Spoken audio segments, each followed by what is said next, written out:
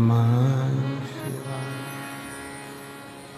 विश्वनाथ भगवान की जय, महाकालेश्वर भगवान की जय, ओमकारेश्वर भगवान की जय, कुबेरेश्वर महादेव की जय, वैष्णव रानी की जय।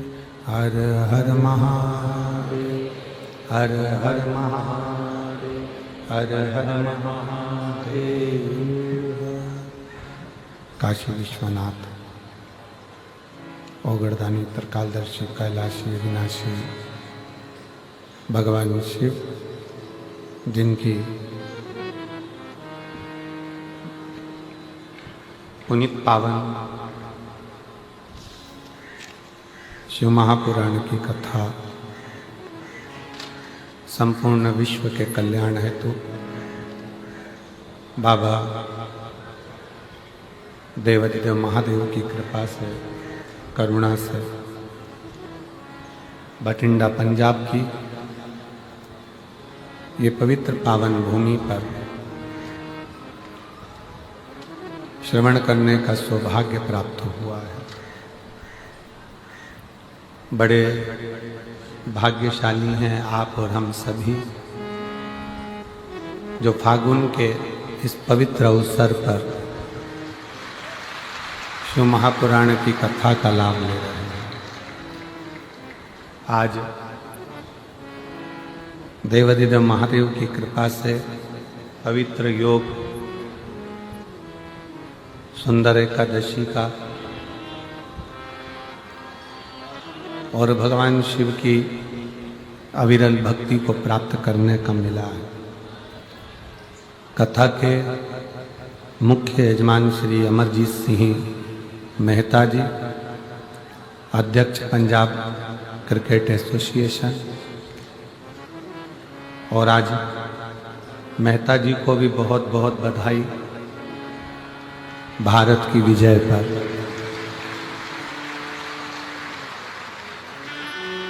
पूरी भारत की क्रिकेट टीम को और भारत की इस पवित्र भूमि को गौरवान्वित करने वाले सभी खिलाड़ियों को, सभी क्रिकेटरों को बहुत बहुत साधुवाद है। कल की जो क्रिकेट में जीत हुई है उसका परचम पूरे खिलाड़ियों ने दिल से फहराया है भारत की ध्वजा को। संपूर्ण भारतवासियों को इसकी बधाई। श्रीमती बबीता जी मेहता जी को, श्री पदमजीत सिंह मेहता, मेयर बठिंडा सपना मेहता, बठिंडा पंजाब, एक बार यजमान परिवार के लिए जोरदार ताली बजाकर साथ होता है, जिन्होंने इस पवित्र पावन कथा का तत्व ग्रहण करवाया। आज कथा का विराम दिवस है।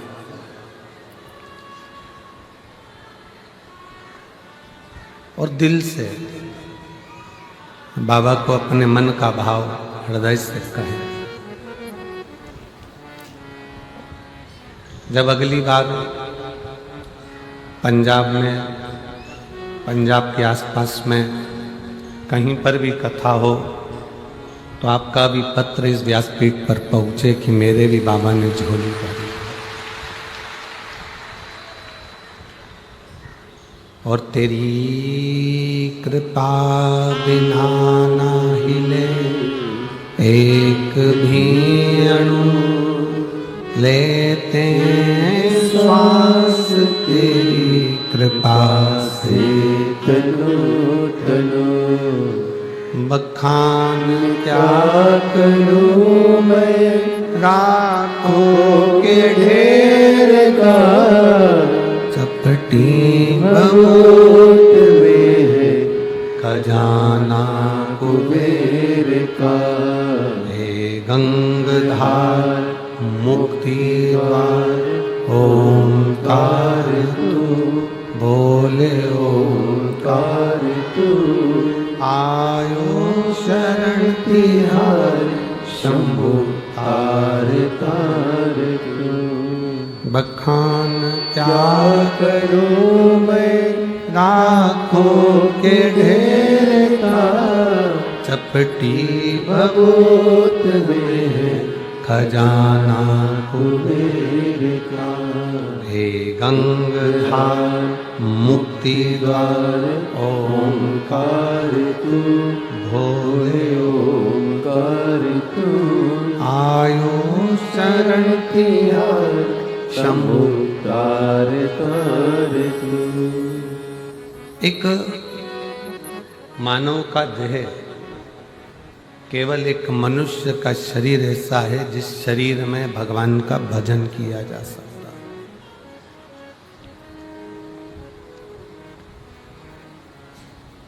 प्रत्येक जन्म में पत्नी भी मिलेगी, पति भी मिलेगा, बच्चे भी मिलेंगे। ऐसा कोई जन्म नहीं है जिसमें पत्नी नहीं होगी, पति नहीं होगा, बच्चे नहीं होंगे। प्रत्येक जन्म में भोजन भी मिलेगा,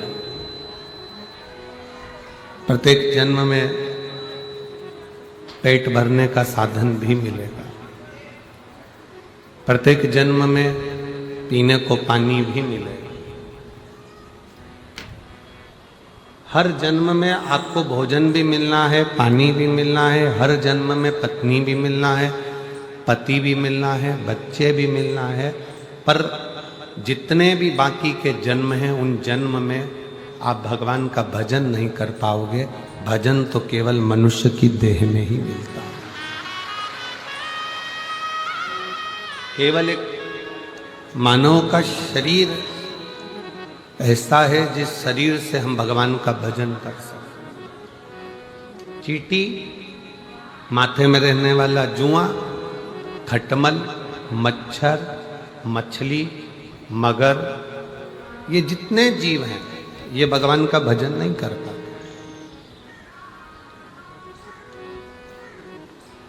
भजन करने के लिए तो केवल एक मानव का शरीर है जिसको भगवान ने दिया है और जिससे हम भजन कर। बाकी के किसी शरीर से हम भगवान का भजन नहीं कर सकते। 83,99,999 योनियां भजन करने के लिए नहीं मिली, पर एक योनि है 84,00,000वें नंबर की, वो है ये मानव की योनि, जिसमें आपने कुछ अच्छा कर लिया तो हो सकता है कि अगला जन्म हमारा हो ही ना और हम भगवान शंकर की शरणागति में विराजमान।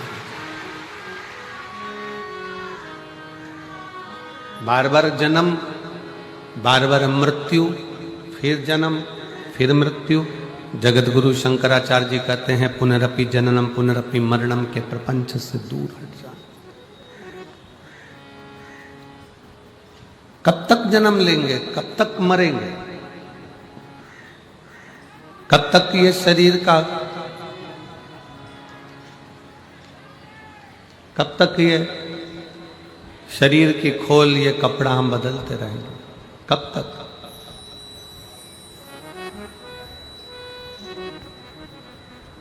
इसलिए मिलती है शिव नाम की दौलत कभी कभी, मिलती है शिव नाम की दौलत कभी कभी, होती है अपने पंजाब में शिव पुराण कभी कभी, होती है अपने भटिंडा में शिव पुराण कभी कभी। कहीं प्रभु की कृपा से अगर कोई योग बन गया है, भगवान की कृपा से 7 दिन में से 5 दिन आपको मिल गए हैं, तो भी वो कम नहीं है, वो भी कम नहीं है। तुलसी बाबा का तो चरित्र कहता है कि आधी में पुनियाद, थोड़ा सा भी अगर मिल जाए तो बहुत है। कभी कभी हमने हमारे माता पिता के मुख से सुना था कि डूबते को तिनके का सहारा। डूबते को तिनके का सहारा मतलब डूबता हुआ व्यक्ति है, उसको एक छोटा सा तिनका भी अगर नजर आ जाता है तो उसमें भी उसको आस लग जाती है, उसको उसमें भी आस दिखने लगती, उसमें उसको लगने लगता है कि अब मुझे भगवान बचा ले। डूबते को तिनके का सहारा उसी तरह जब आप संसार के प्रपंच में, दुखों में, कष्ट में चारों तरफ से घिरे हुए हो, उस समय पर एक लोटा जल लेकर शंकर के मंदिर जाना तो आपको लगेगा कि डूबते को तिनके का सहारा है, एक शिव भक्त को शिव का सहारा।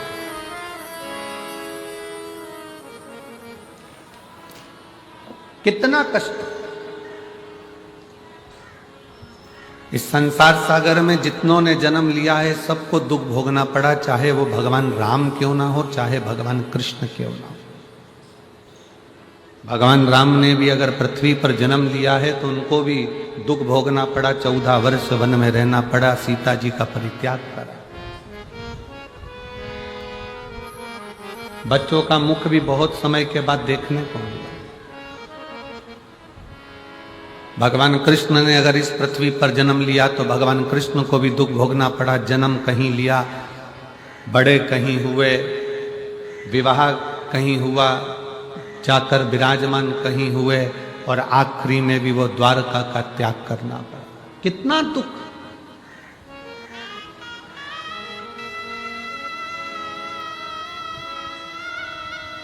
कोई महाराज तुमको मिल जाए, कोई महाराज तुमको मिल जाए, कोई बाबा तुमको मिल जाए और तुमसे कह दे कि मैं तेरी जिंदगी में दुख नहीं आने दूंगा, तो समझ लेना कि पक्का झूठेला है, पक्का झूठेला है, झूठ बोल रहा है। भगवान राम जी के गुरु वहीं खड़े हुए थे और राम जी महाराज के जीवन में भी दुख आ रहा था। भगवान कृष्ण के गुरु गर्गाचार्य बाबा भी वहीं खड़े हुए थे और भगवान कृष्ण की जिंदगी में भी दुख आ रहा था। कोई तुमसे कह दे कि मैं तुम्हारे कोई दुख नहीं आने दूंगा तो समझ लेना कि पक्का झूठ बोल रहा है।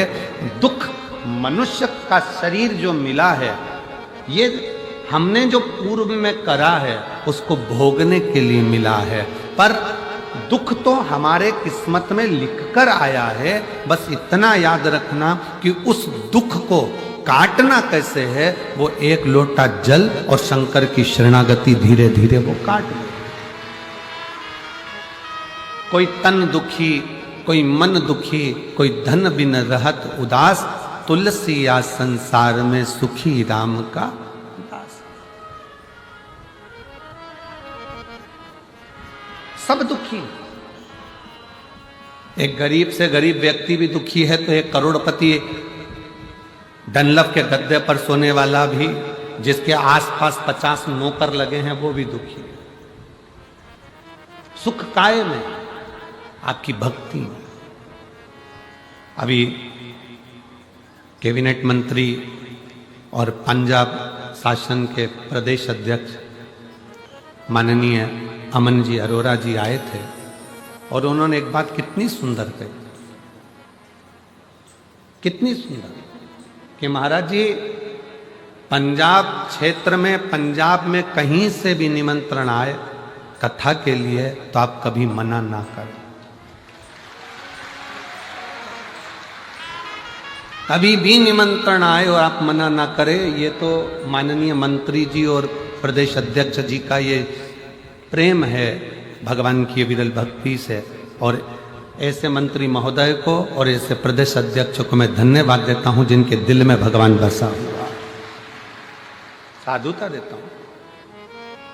उन्होंने हमको कहा और हम आपको कहते हैं कि कभी भी अपने पंजाब में, हरियाणा में, राजस्थान में, मध्य प्रदेश में, महाराष्ट्र में, आसपास के क्षेत्र में जहां तुम रहते हो, वहां से 200, 150, 300 किलोमीटर पर भी अगर आपको मालूम पड़ जाए, कानों में भनक पड़ जाए कि शिव महापुराण की कथा अपने नजदीक में हो रही है, तो उसको छोड़ना नहीं है, जरूर एक बार पहुंचकर बाबा से विनय करना, जरूर। कोई तुमसे कहे कि दुख नहीं आने दूंगा, समझ लेना कि पक्का झूठ बोल रहा। किस्मत मनुष्य बनाई काहे के लिए, तो दुख तो आए। जब राम जी को आया, कृष्ण भगवान को आया, माँ जानकी को आया, ऐसा कोई बता दो जो पृथ्वी पर जन्म लेने के बाद जिसकी जिंदगी में दुख ना आया। राजा हरिश्चंद्र को देख लो, बड़े बड़े संत साधु सन्यासी तपस्वी साधक उपासक को देख लो, जिनकी जिंदगी में रामकृष्ण परमहंस स्वामी विवेकानंद जी के गुरु, जिनके सामने माँ शारदा, माँ दुर्गा, भवानी, माँ जगत जननी अम्बा सामने बैठकर बात करती थी रामकृष्ण परमहंस से, तो भी उनको बीमारी आ गई थी, कैंसर जैसे रोग ने पकड़ लिया था। नामदेव जी, तुकाराम जी, मीराबाई, कर्माबाई, जितने जितने पृथ्वी पर अगर जन्म लिया है और कोई तुमसे कह दे कि मैं तुम्हारे जीवन में दुख नहीं आने दूंगा, समझ लेना कि पक्का झूठा व्यक्ति है, तुमसे पैसे कबाड़ने वाला है। अगर बोल रहा है कि मैं दुख नहीं आने दूंगा, पक्का पैसे कबाड़ेगा तुमसे, ले जाएगा 25-50 हजार रुपए, 2-5 लाख रुपए। अगर कोई तुमसे कहे कि मैं दुख नहीं आने दूंगा, उसको कहना महाराज संसार में जन्म लिया है तो दुख तो आएगा, बस इतना जरूर है कि शिव महापुराण की कथा कहती है उस दुख को कोई नहीं मिटा सकता। जैसे छींक तुम्हें आई है तो तुम्हें छींकना है, खांसी तुम्हें आई है तो तुम्हें खांसना है, सिर तुम्हारा दुखा तो दवाई तुम्हें खाना है, पेट तुम्हारा दुखा तो दवाई तुम्हें खाना है। उसी तरह अपने दुख को एक लोटा जल चढ़ाकर अपने खुद को मिटाना है, अपने खुद। सीहोर वाला महाराज तुम्हारे दुख को नहीं, तुम्हारा दुख एक लोटा जल से मिटेगा। सारी समस्या का हल एक लोटा जल। तुम्हारा दुख, तकलीफ, कष्ट, बीमारी, कर्ज, अपनी मेहनत, अपनी लगन, अपना विश्वास। थोड़ी सी भी बीमारी अगर शरीर में आ जाए, थोड़ा सा कर्जा हो जाए, थोड़ा सा दुख आ जाए तो रोना मत, बिल्कुल मत रोना। कह देना मैं जा रही हूं मेरे मायके सीहोर कुबरेश्वर धाम, मैं मेरे बाप से कहकर आती हूं कर्जा चुकाए।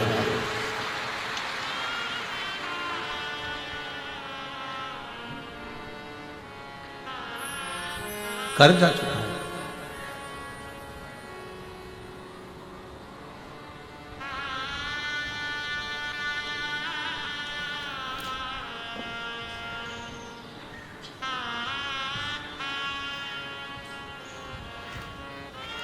आज एक बात बहुत अच्छे से पंजाब की इस भूमि पर कहना चाहेंगे।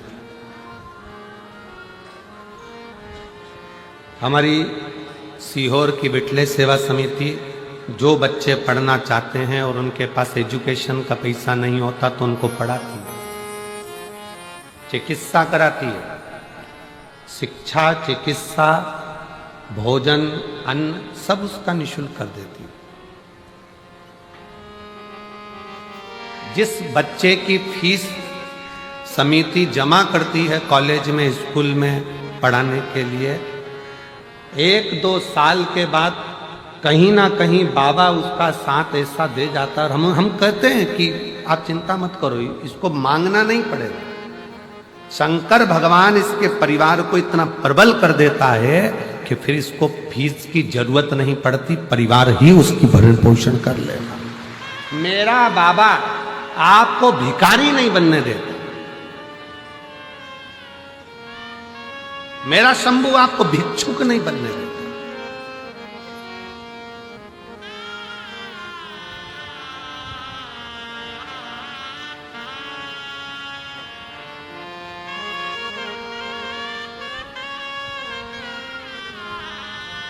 भीख, भिक्षा देना सरल है, पर जो भिक्षा मांग रहा है उसको काम से लगाना कठिन है। मेरा शंकर, मेरा उघड़दानी, मेरा शंभू, मेरा त्रिकालदर्शी, मेरा कैलाशी अविनाशी शिव किसी को भिखारी नहीं बनने देता, किसी को भिक्षुक नहीं बनने देता।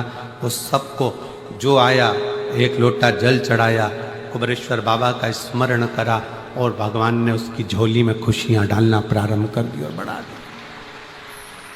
बता।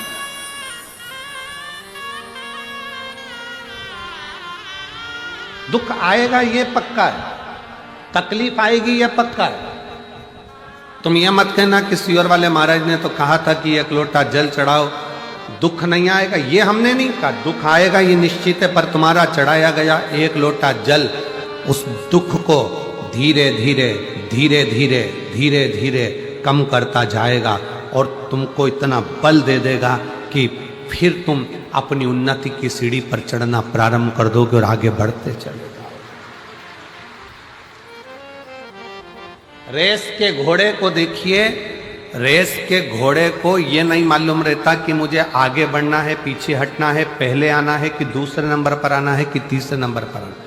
रेस के घोड़ों को यह नहीं मालूम है कि मुझे कहाँ जाना है। रेस के घोड़े को तो जो मारा जाता है, कोड़े से खूब मारा जाता है, छड़ी पर छड़ी उस घोड़े को दी जाती है, घोड़े को तड़फन होती है और वो भागता है। घोड़े को मारा जाता है, वो तड़पता है और भागता है। दुनिया के लोग कहते हैं रेस के घोड़े ने पहले नंबर पर जीता है, पर वो रेस के घोड़े से पूछो वो पहले नंबर पर क्यों जीता है? क्योंकि उसके शरीर पर जब मार पड़ रही थी तो वो दौड़ रहा था और दौड़ते दौड़ते आगे बढ़ गया।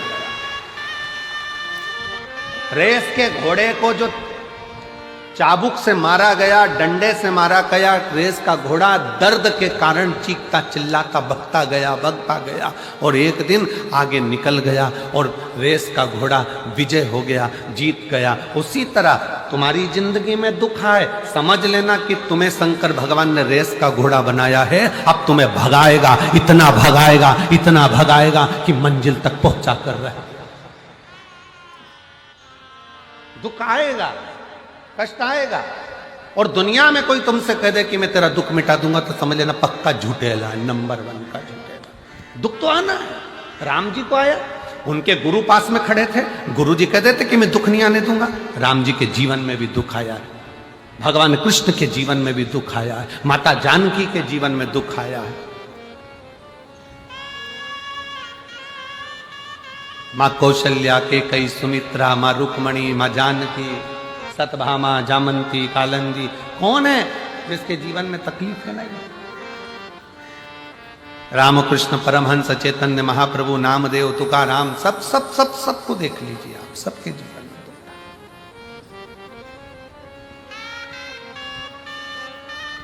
बस उस दुख की घड़ी में, उस तकलीफ की घड़ी में आपका धैर्य नहीं टूटना चाहिए, आपकी श्रद्धा नहीं टूटना चाहिए, आपका विश्वास नहीं टूटना चाहिए। भृंगी ने एक बात पूछी थी भगवान शंकर से। भृंगी ने शिवजी से जाकर पूछा कि प्रभु जीवन क्या है? भृंगी पूछ रहा है जीवन क्या है?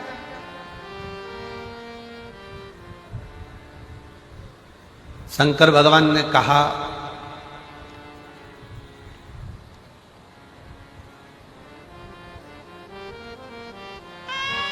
जीवन एक संघर्ष है और वही जीवन यदि किसी सच्चे गुरु के चरणों में जाकर आपने शिव तत्व को प्राप्त कर लिया, किसी सच्चे गुरु के पास जाकर बैठ गए तो जीवन खेल है, जीवन खेल है। और यदि जैसा गुरु ने बताया उस पथ पर चल दिए तो जीवन उत्सव है, जीवन का उत्सव मनाना प्रारंभ कर दो। 3 क्रम है। भृंगी ने भगवान शिव जी से पूछा कि जीवन क्या है? भगवान शंकर ने कहा कि जीवन संघर्ष है, पर किसी गुरु का साथ मिल जाए तो जीवन खेल है, और अगर गुरु ने जो बताया उस पथ पर चल दिए तो जीवन उत्सव है। मतलब संघर्ष की जिंदगी में एक अच्छे गुरु का होना जरूरी है।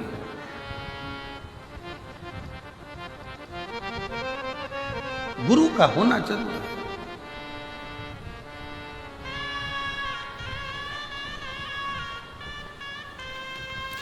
पर आड़े टेढ़े गुरु नहीं बनाना।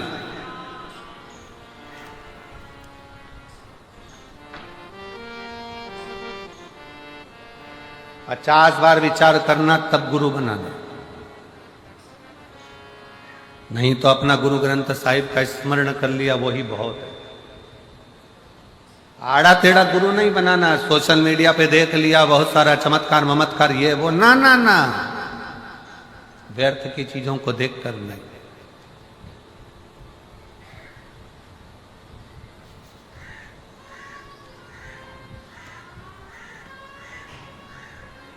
व्यर्थ की चीजों को देखकर।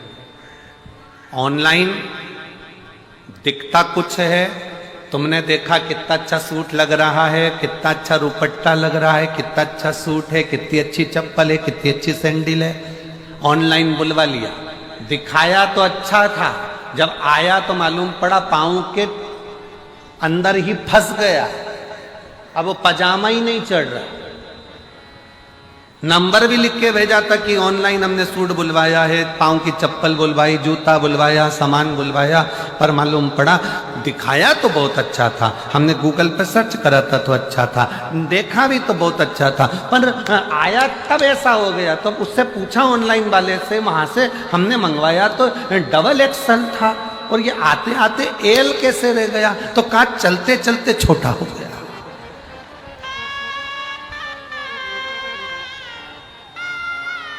मंगाया तो बड़ा ही था, मंगाया तो श्रेष्ठ था, पर वो आते आते तो ये देखा देखी में मत जाना, देखा देखी में बिल्कुल मत पढ़ो। फिर निवेदन है, शिव महापुराण की कथा में आने के बाद आप शंकर की कथा में अगर टीवी पर कथा सुनते हो, मोबाइल पर शिव पुराण की कथा सुनते हो, तो एक बार पंडाल में जाकर भी ध्यान लगाकर देखना कि हमने कहीं ऑनलाइन गड़बड़ खरीदी तो नहीं कर ली। एक आध बार कथा में बैठ कर भी देखो कि बाबा क्या करता है और क्या नहीं करता। देखो अपनी आंखों से। गुरु बनाना सरल बात नहीं है साहब, बहुत बहुत कठिन विषय है। पहले के जमाने में चेला गुरु को ढूंढता था, आज के जमाने में गुरु चेले को ढूंढ रहे हैं। हमसे मंत्र ले लो भाई। गुरु फिरे बाजार में हमसे दीक्षा ले, नरक पड़ो चाहे स्वर्ग जाओ, पर लिफाफा हम ही को दे।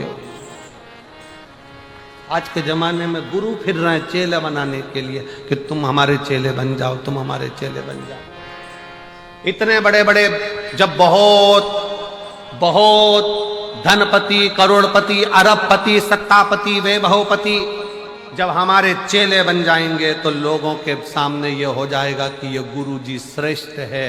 पर ध्यान रखना, पानी पियो छान और गुरु करो जान। 50 बार विचार करना तब गुरु करना कि गुरु क्या है, गुरु क्या है। शंकर भगवान कह रहे हैं भृंगी, तुम पूछ रहे हो जीवन क्या है।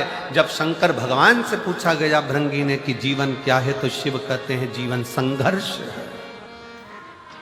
पूरा जीवन संघर्ष है, पूरा जीवन उलझन है। पर उस जीवन में अगर कोई सच्चा गुरु मिल गया तो समझ लेना कि जीवन खेल है। जब गुरु मिल जाता है तो कह देता है अब घबराना नहीं है, तो खेल खेल में जीवन निकल जाता है। और अगर गुरु ने जो बताया सारी समस्या का हल, एक लोटा जल, गुरु ने जो बताया कि ऐसे बेलपत्र चढ़ा दो, ऐसे पानी चढ़ा दो, ऐसे धतूरा चढ़ा दो, ऐसे काम कर लो, ऐसा काम कर लो, गुरु ने अगर बता दिया और उस पथ पर तुम चल लिए तो समझ लेना कि फिर जीवन में कोई दुख नहीं, उत्सव ही उत्सव है। गुरु के पथ पर चलना, गुरु के बताए मार्ग पर चलना।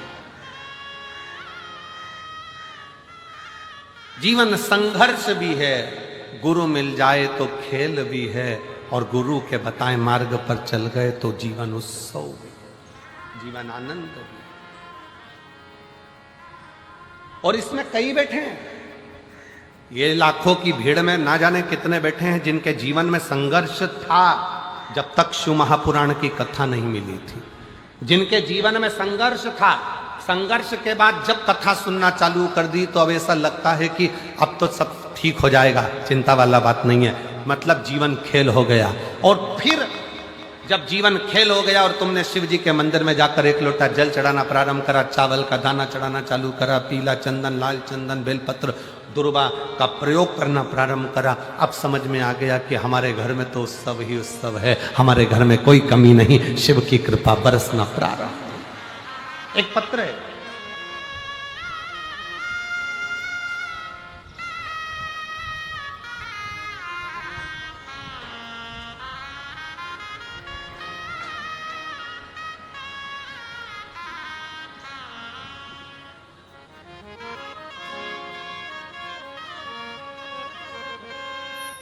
नीता कश्यप, पति प्रदीप कश्यप, सहारनपुर से हूं, मेरा मोबाइल नंबर ये आप ही है, आ जाइए, एक बेलपत्र ले जाना, आ जाओ। एक लोटे जल का मैं क्या वर्णन करूं गुरुदेव, मेरी चेस्ट में गठान हो गई। हम नजदीक के हॉस्पिटल में गए तो उन्होंने बोला कि ये गठान अच्छी नहीं है, आप बड़े हॉस्पिटल में दिखाओ। हम एम्स में जाने को बोले, ऋषिकेश के हॉस्पिटल में पहुंच गए, वहां जब जांच करी तो बताया कि कैंसर आया, और कैंसर आया है, फिर ऑपरेशन का बोल दिया। ऑपरेशन का बोला, 2 कीमो भी हो गए पर शरीर ठीक नहीं। डॉक्टर ने देखा कि ये अब शरीर किसी काम का नहीं। ऑपरेशन होने के बाद भी, कीमो होने के बाद भी ये शरीर की श्रेष्ठता नहीं है, मतलब डॉक्टर जवाब की ओर। तब खर्चा ज्यादा होने लगा तो परिवार वालों ने भी मुख मोड़ लिया, परिवार के लोग भी मुख मोड़ लिए, कोई साथ नहीं देता। गुरुदेव, अपनी बहन से हमने कहा कि बहुत तकलीफ है, क्या करें? बहन ने कहा, जीजी कथा सुन, सीहोर का बाबा आता है, शिव महापुराण की कथा होती है तो उसको सुन।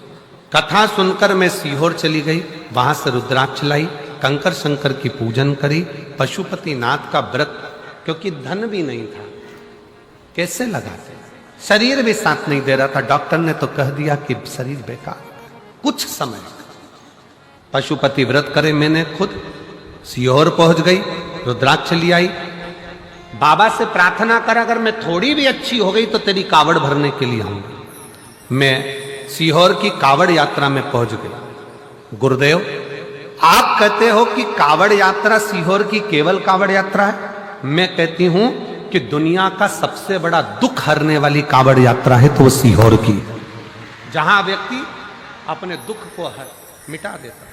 मैं वहां गई, बाबा से प्रार्थना करी, कावड़ चढ़ाई और बाबा से विनय कर कर वापिस आ गई। गुरुदेव, 2 महीना बीता, फिर वापिस मेरी जांच प्रारंभ हुई, क्योंकि शरीर में कष्ट था। जब जांच प्रारंभ हुई तो डॉक्टर की दोबारा से जांच होने पर बाबा ने ऐसी कृपा कर दी कि मेरे शरीर का जो कैंसर था उसकी रिपोर्ट सारी नॉर्मल आ गई और मेरा शरीर ठीक हो गया। मैं बाबा को प्रणाम करने के लिए, मैं बाबा को नमन करने, एक शिव तत्व। आजा बेटा,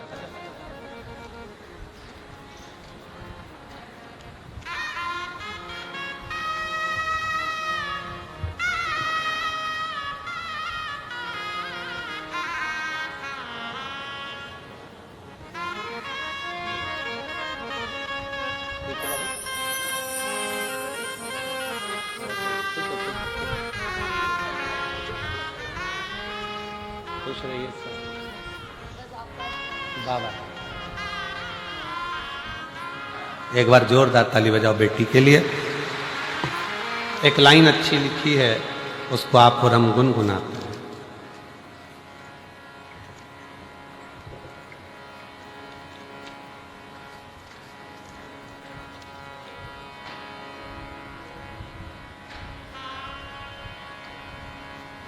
तेरा बिगड़ा मुकद्दर संवर जाएगा,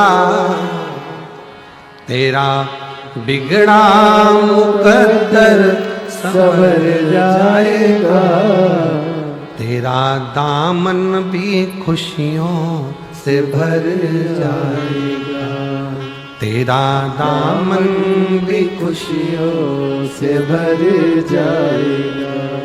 दानी बड़ा ये भोलेनाथ नाथ है, दानी बढ़ाए भोलेनाथ है, मन की मुरादों को दे जाएगा, ये मन की मुरादों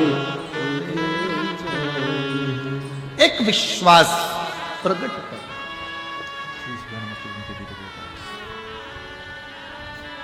एक भरोसा प्रकट कर। जब परिपूर्ण विश्वास हो, पूर्ण विश्वास, संघर्ष, जीवन संघर्ष है। गुरु मिल गया तो खेल है, और गुरु ने बताया उस पथ पर चल लिए तो फिर जीवन में उत्साह।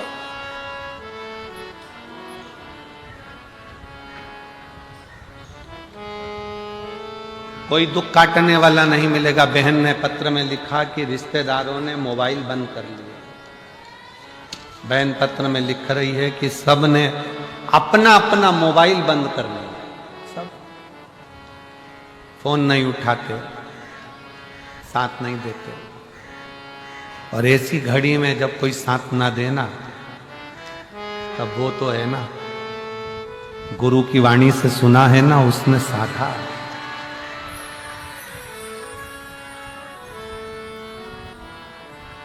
अंत समय प्रभु आना पड़ेगा, वचन दिया तो निभाना पड़ेगा।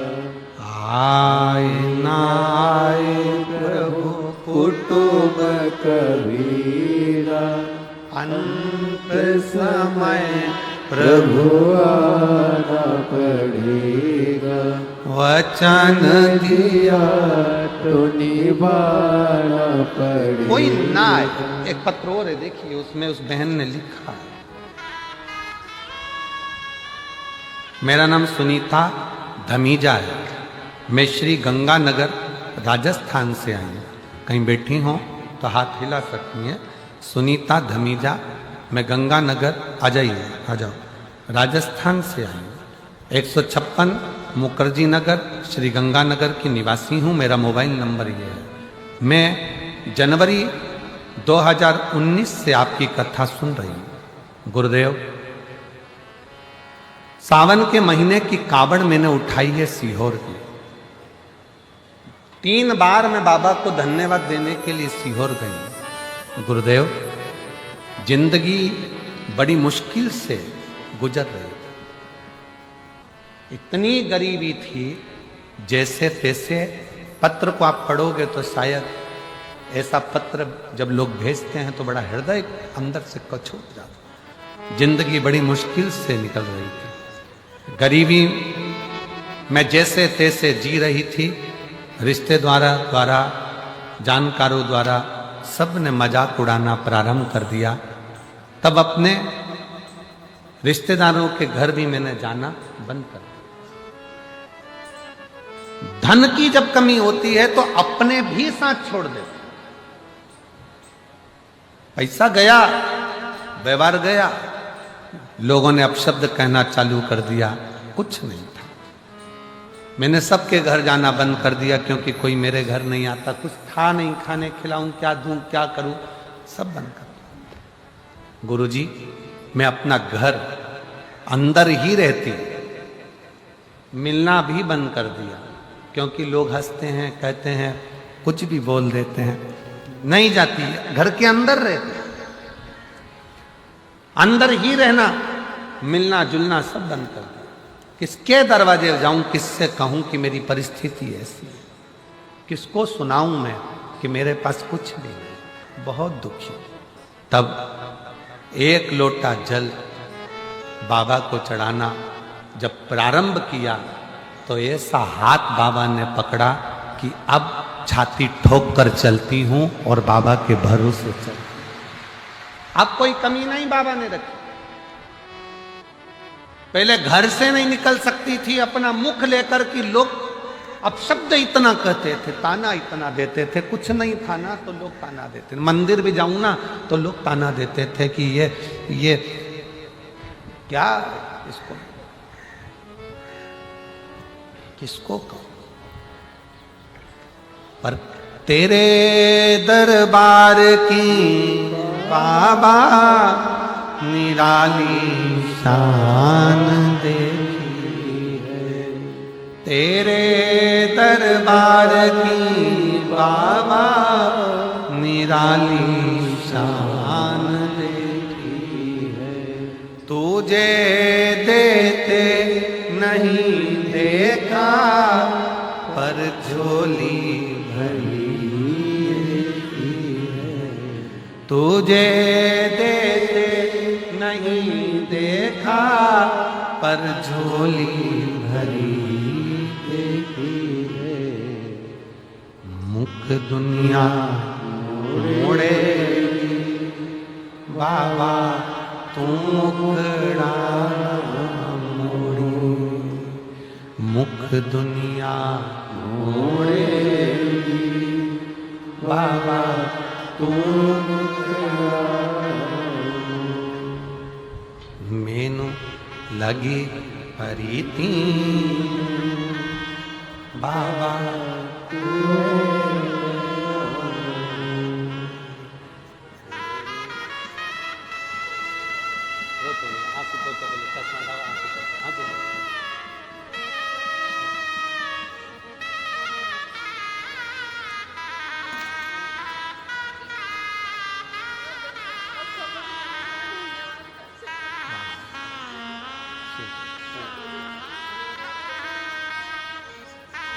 रोते नहीं, आंसू पोछो, आंसू।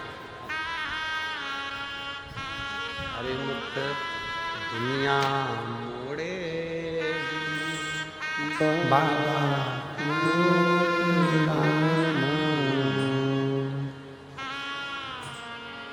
दीदी बोल रही है मेरे पास शब्द नहीं है एक भी, क्या शब्द बोलूं मैं, आभार किस बात से कहूं।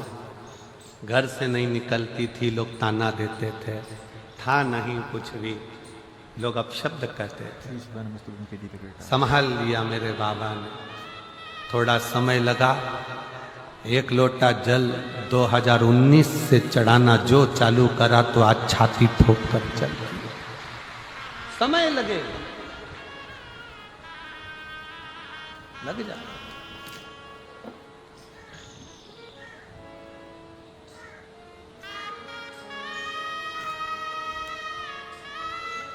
भाई देखो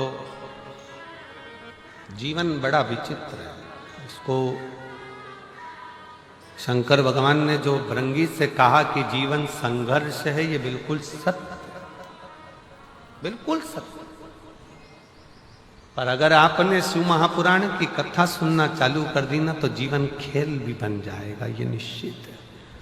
और गुरु के वचन पर, शिव पुराण के वचन पर एक लोटा जल, एक बेलपत्र का प्रयोग करना चालू कर दो, मंदिर में झाड़ू पोछा सेवा करना प्रारंभ कर दो। जब टीवी पर कथा सुनने को मिल जाए तो अपने रिमोट से सर्च करो कि शिव पुराण कहाँ आ रही है, कहाँ वो सियोर वाला महाराज बाच रहा है, कहाँ कुबरेश्वर बाबा की कथा चल रही है, रिमोट से सर्च करो तो एक दिन मेरा बाबा भी तुम्हें सर्च करता करता तुम्हारे दरवाजे तक पहुंच ढूंढो, ढूंढो, राह दिखाओ अपने अड़ोसी पड़ोसी दड़ोसी को। दुख आया है ना, मत घबराना, शिव के दरवाजे जाना। वो दीदी कहे मेरे पास शब्द नहीं है एक भी कि मैं क्या बोलूं, क्या शब्द।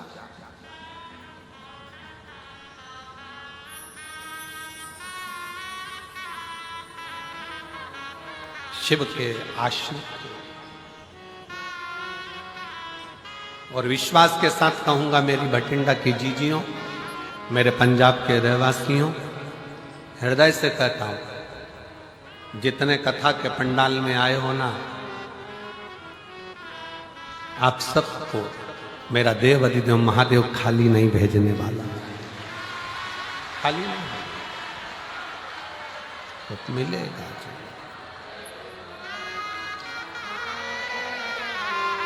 वो खाली नहीं भेज सकते। मुझे उस पिता पर पूर्ण भरोसा है, पूर्ण विश्वास है, पूर्ण विश्वास।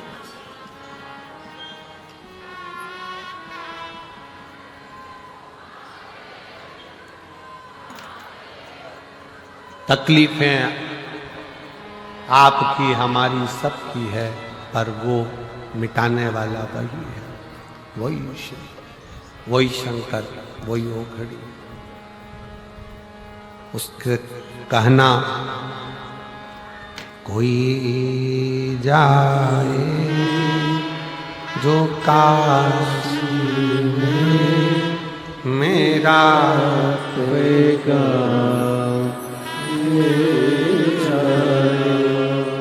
कोई जाए जो काशी में मेरा होएगा मिले वो कहना काशी वाली तुम्हारी याद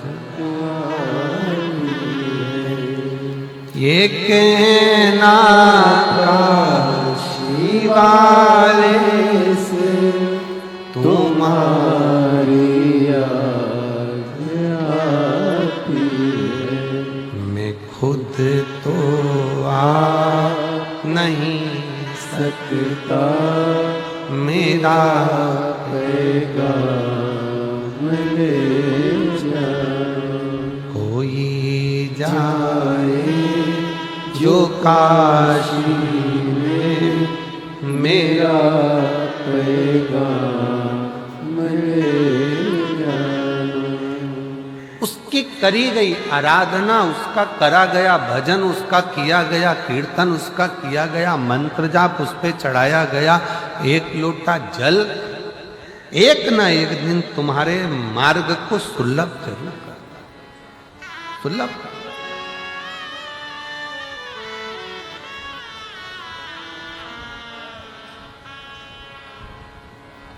कितना करुणा सागर है मेरा बाबा। चोर चोरी करने जाता है तो उसको कुबेर बना देता है।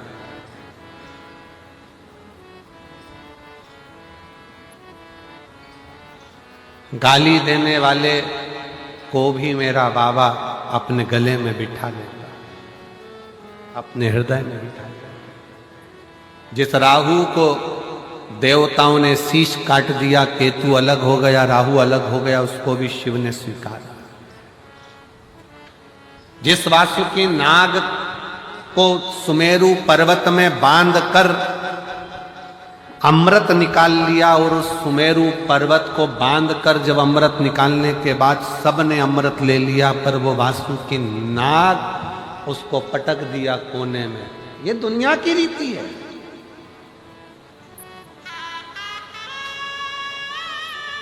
मक्खन निकालने के बाद में रई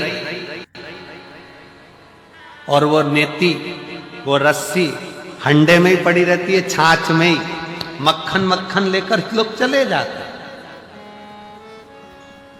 और वो मटके में रई भी पड़ी है और वो डोरी भी पड़ी है। तो उसी तरह वासुकी नाग को भी वो डोरी, जरा विचार करिएगा कि ये पर्वत, ये वासुकी नाग, और इससे जब मंथन हो रहा होगा, वासुकी नाग का शरीर पर्वत की चोटों से रक्त समुद्र में गिर रहा था, और वासुकी नाग के मुख से उफ नहीं निकल रहा था, उफ नहीं निकला।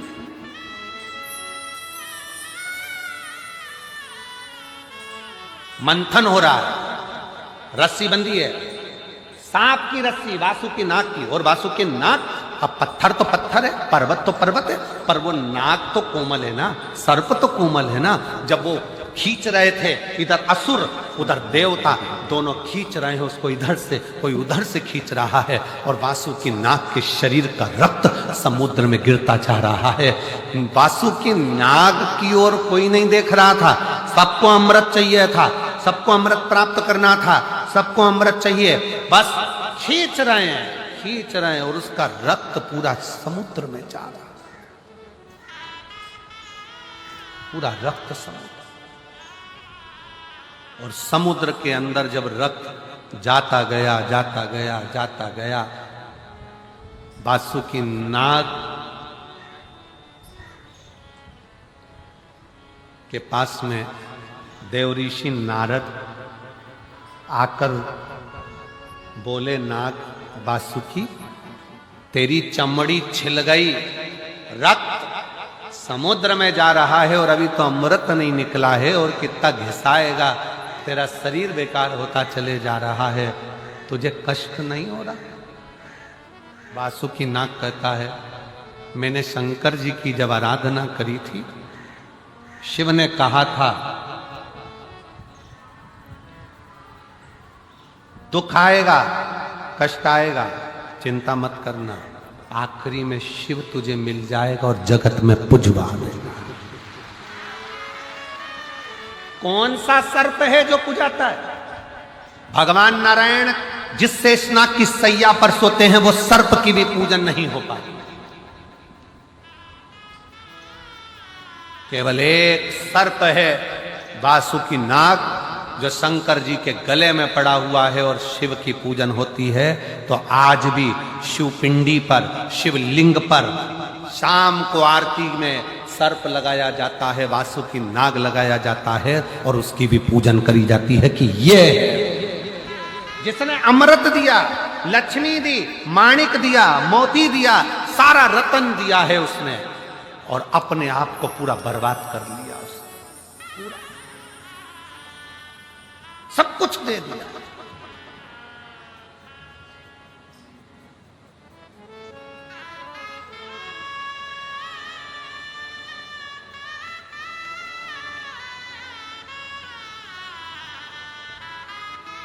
शंकर भगवान ने चंद्रदेव को भेजा वासुकी नाग के पास में, चंद्र जाओ वासुकी नाग के पास, उसका शरीर पूरा बेकार हो रहा है, घिस घिस कर उसका शरीर पूरा टूट रहा है, समुद्र में रक्त जा रहा है, चंद्र जल्दी जा, जाकर उसको थोड़ा सा अमृत तत्व दे। चंद्र दौड़ कर गया और जाकर चंद्र ने जैसे ही वासुकी नाग को देखा, देखकर वासुकी नाग को देखकर शंकर जी के पास आकर बोला, शिव जी मुझे तो नहीं लगता कि वासुकी नाग बच पाएगा, वासुकी नाग की स्थिति बहुत गड़बड़ है, बहुत गड़बड़ है, बड़े से बड़ा रोग हो जाए, कैंसर जैसा रोग, थायराइड, बीपी, शुगर, ये वो सारे रोग, किडनी, लीवर, सब डॉक्टर भी कह दे कि ये बचना मुश्किल है। वही की वही चंद्रदेव ने कहा, मुझे नहीं लगता कि वासुकी बच पाएगा, उसका शरीर बहुत बेकार हो गया, पूरा बेकार। शंकर भगवान कहते हैं चिंता मत कर चंद्र,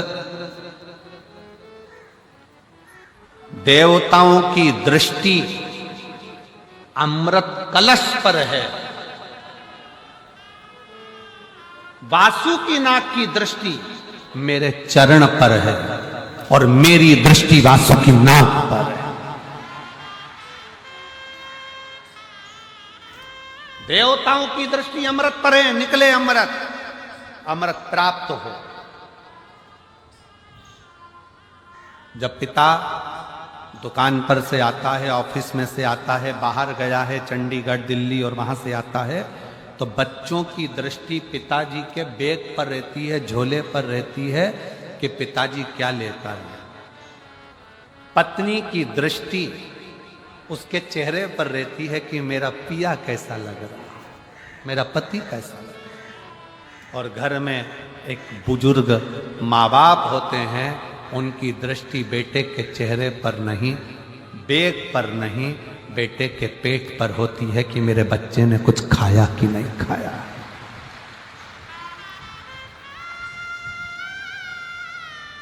बुजुर्ग माँ बाप की दृष्टि अपने बच्चे के पेट पर होती है, बेटा सुबह से गया था, कुछ खाया कि नहीं खाया तूने, कुछ खा लिया कर, दिन भर काम पर लगा रहता है, कुछ खाया कि नहीं खाया, कुछ लिया कि नहीं लिया, बेटा कुछ खाओ, ले कुछ पाओ। हम कहेंगे आज भी हमारी माँ का फोन आता है ना, हमारी मम्मी का फोन आता है, इतना जजमान लोग सारी व्यवस्था करते हैं, सब कुछ अच्छा रखते हैं, ऐसा नहीं कि कोई कमी रहती है, पर फिर भी यजमान के यहाँ रहने के बाद भी हमारी माता जी का जब मम्मी का फोन आता है तो हमेशा एक ही बात कहती है, बेटा कुछ खाया कि नहीं खाया, कुछ पाया कि नहीं पाया, भूखा तो नहीं। ये बुजुर्ग बच्चे की दृष्टि हाथ पर रहेगी, पापा थैले में क्या लेकर आए, पापा क्या लेकर आए, पापा क्या लेकर आए, टॉफी लाए, गुड़िया लाए, ये लाए, वो लाए, सामान लाए। पत्नी की दृष्टि तुम्हारे चेहरे पर रहेगी कि मेरा पिया कैसा लग रहा है, मेरा पति कैसा लग रहा है। और घर का बुजुर्ग बूढ़ा माँ बाप अपने बेटे का पेट देखता है, बेटा बहुत दुबला हो रहा है रे बाबू, कुछ खाया क्यों नहीं तूने, कुछ पाया क्यों नहीं, तूने कुछ खाया क्यों। देवताओं की दृष्टि अमृत पर थी, अभी तक निकला क्यों नहीं है। वासुकी नाग का शरीर पूरा छिला जा रहा था, रक्त निकल रहा था, शरीर शिथिल हो गया था। नारद जी पूछ रहे हैं, वासुकी बहुत कष्ट हो रहा होगा। वासुकी कहता है, कष्ट जब होता जब मैं शंकर के चरण को नहीं देखता, मैं तो शिव की चरणारविंद में मेरी दृष्टि को लगा कर बैठा हूं। शिव चरणों में मैंने अपनी दृष्टि लगाई, शिव चरण। कहते हैं वासुकी नाग से जब पर्वत नथा रहा था, उस मथने में शंकर भगवान नहीं आए। सारे देवता आए पर शिव नहीं आए। किसके लिए नहीं आए? क्योंकि जिसके शरीर पर कष्ट हो रहा हो, मेरा अपना रो रहा हो, उसको संभालेगा, उसको साधेगा। सारे देवता अमृत के कलश को पाने के लिए वासुकी नाग की रस्सी बनाकर मथ रहे, पर मेरा शंकर उस मथने में नहीं आया। वो वासुकी नाग को देखता रहा, देखता रहा, देखता रहा। और आखिरी में जब शिवजी ने देखा कि अमृत लेकर सब चले गए, वासुकी नाग शरीर शिथिल होकर कोने में पड़ा हुआ था, तब शिवजी ने जाकर पार्वती से कहा, पार्वती देखो, ए पार्वती, तूने मेरे गले में फूलों का हार डाला था, पर पार्वती आज मैं चाहता हूं मेरी जिंदगी की एक शादी और हो और तू फूलों का हार नहीं, ये वासुकी नाग का हार मेरे गले में डाल दे। ये वासुकी नाग का हार मेरे गले में पार्वती तू डाल, मेरे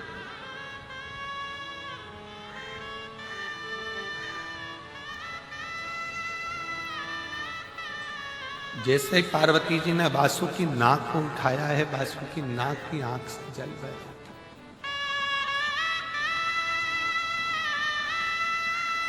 मां,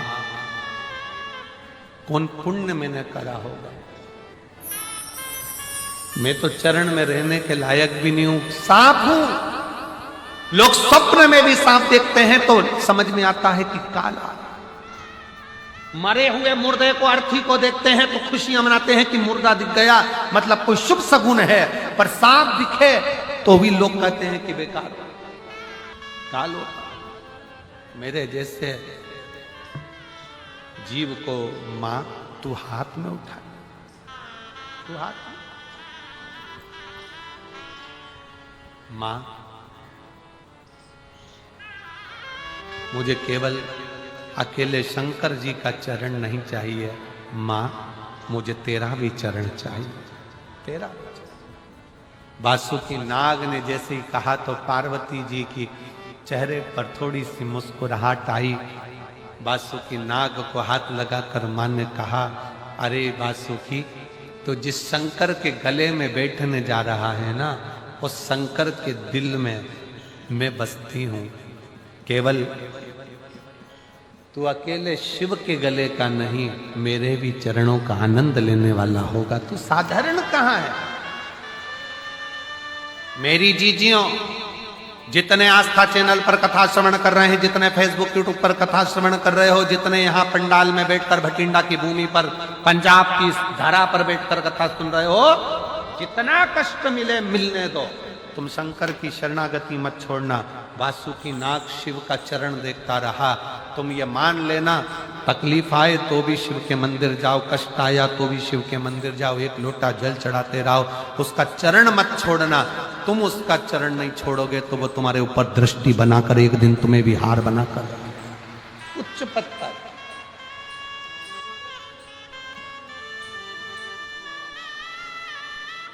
ऊंचा